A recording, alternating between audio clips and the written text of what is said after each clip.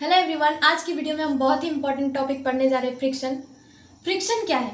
Friction एक प्रकार का बल है जो गति का विरोध करती है। इसे हम हिंदी में घर्षण कहते हैं। तो फ्रिक्शन एक प्रकार का बल है जो गति का विरोध करती है, हमेशा गति का विरोध करती है।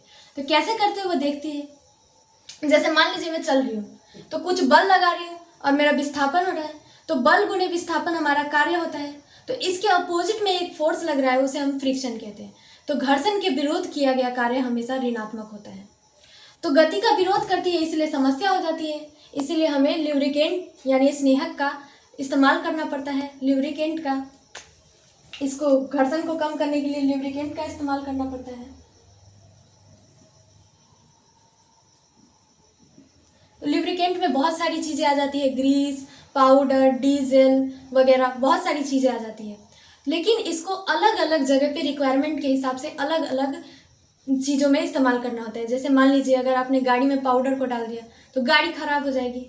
जैसे कैरम बोर्ड है, तो कैरम बोर्ड में अगर आपने ग्रेफाइट को डाल दिया तो बहुत अच्छे से काम करेगी, लेकिन बोर्ड काला हो जाएगा। इसीलिए अलग अलग जगह पे रिक्वायरमेंट के हिसाब से अलग अलग हमें ल्यूब्रिकेंट इस्तेमाल करना होता है। चलिए, हमने ये तो जान लिया हमने घर्षण को कैसे कम करना है, लेकिन घर्षण को बढ़ाने के लिए हमें क्या करना होता है। तो घर्षण को बढ़ाने के लिए कोई भी खुरदुरी सी पदार्थ अगर इस्तेमाल कर ले तो घर्षण को बढ़ा सकते हैं। जैसे कि सैंड वगैरह हो गया, हमारा राख हो गया, वैसे ही हम घर्षण को बढ़ा सकते हैं। तो आइए देखते हैं फ्रिक्शन के टाइप्स कितने हैं। फ्रिक्शन के टाइप्स बहुत हैं, हम इस वीडियो में 2 प्रकार के पढ़ेंगे। फ्रिक्शन 2 प्रकार के इस वीडियो में पढ़ेंगे, स्टैटिक फ्रिक्शन और काइनेटिक फ्रिक्शन।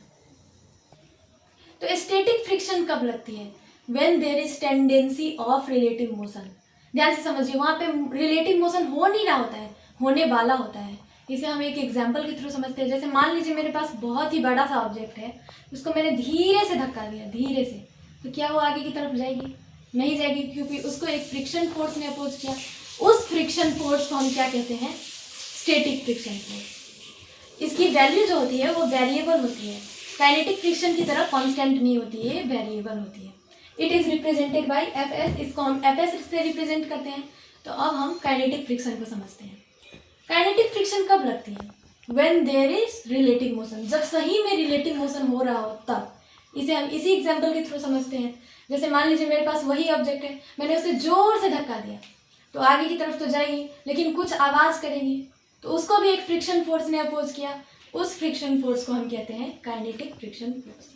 ये इसकी वैल्यू जो होती है वो कांस्टेंट होती है, डिपेंड नहीं करती है किसी चीज़ पर, कांस्टेंट होती है, और it is represented by F के। तो अब हम आगे बढ़ते हैं।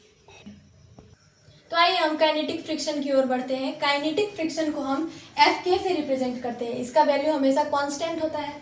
तो F K is directly proportional to normal reaction. ये बहुत ही इंपॉर्टेंट चीज़ है। F K is directly proportional to normal reaction.